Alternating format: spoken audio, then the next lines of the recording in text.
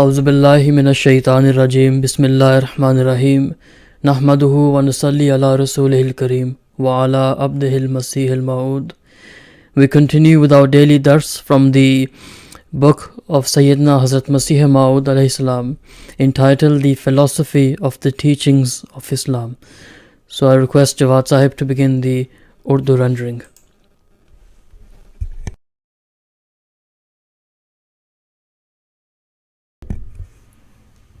اعوذ باللہ من الشیطان الرجیم بسم اللہ الرحمن الرحیم. حضرت مسیح موعود علیہ الصلاۃ والسلام فرماتے ہیں روح کا مخلوق ہونا. پھر میں پہلی بات کی طرف رجوع کر کے بیان کرتا ہوں. رجوع کرنے کا مطلب ہے توجہ کرنا. رجوع کر کے بیان کرتا ہوں کہ یہ بات نہایت درست اور صحیح ہے کہ روح ایک لطیف نور ہے. لطیف کے ہم معنی کر سکتے ہیں نازک، شفاف، باریک.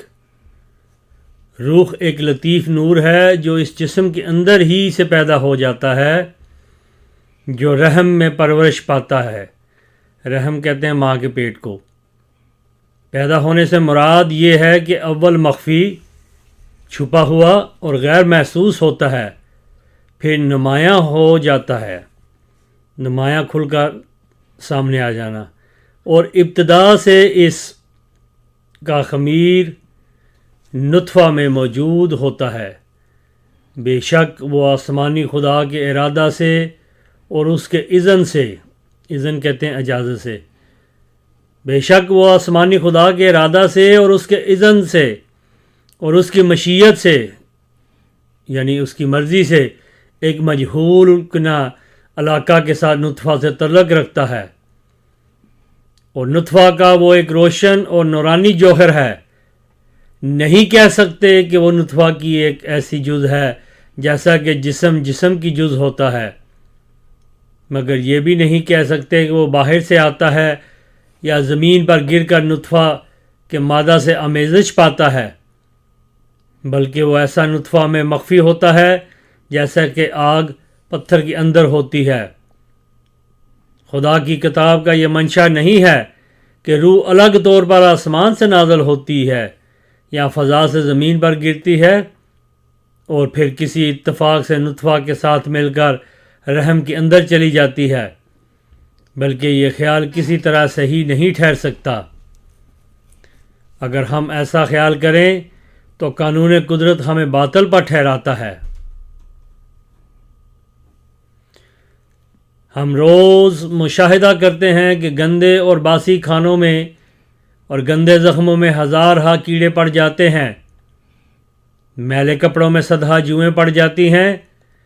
انسان کے پیٹ کے اندر بھی کدو دانے وغیرہ پیدا ہو جاتے ہیں.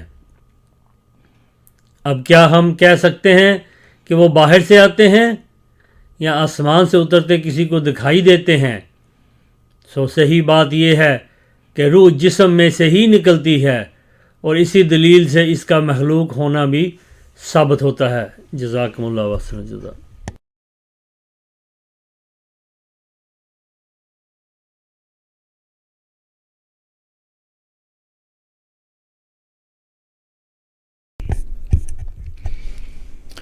The promised Messiah alayhi salatu wasalam writes that the soul is created. After this digression, I revert to my earlier discussion. It is absolutely true that the soul is a fine light developed inside the body and which is nurtured in the womb. To begin with, it is hidden and imperceptible, and later it is made manifest.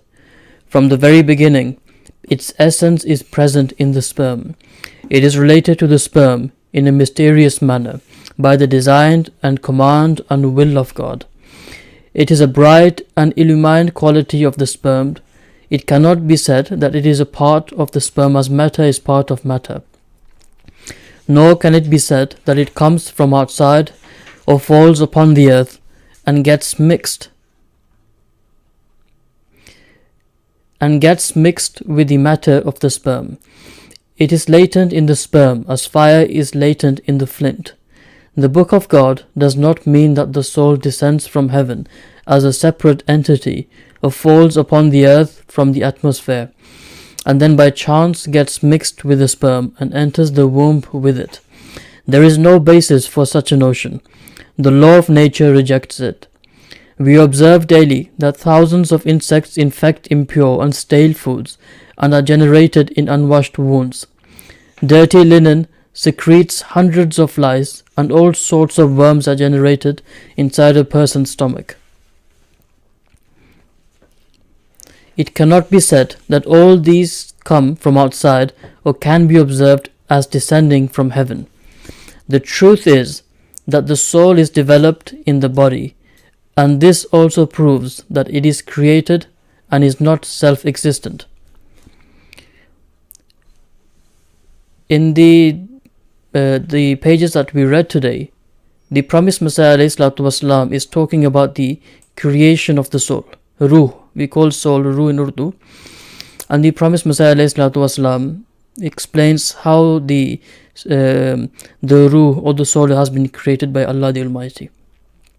He mentions in the underlined segment here that the Book of God, meaning the Holy Quran, does not mean that the soul descends from heaven as a separate entity or falls upon the earth from the atmosphere. So this is the first point he has made clear, that the soul is not something which comes from heaven and enters the body of a human being. Now to explain this matter, the promised Messiah ﷺ explained that the law of nature rejects this notion.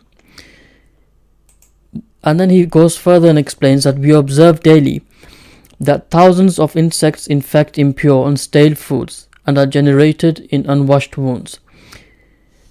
And the promised Messiah ﷺ then further explains that the truth is that the soul is developed in the body, and this also proves that it is created and is not self-existent.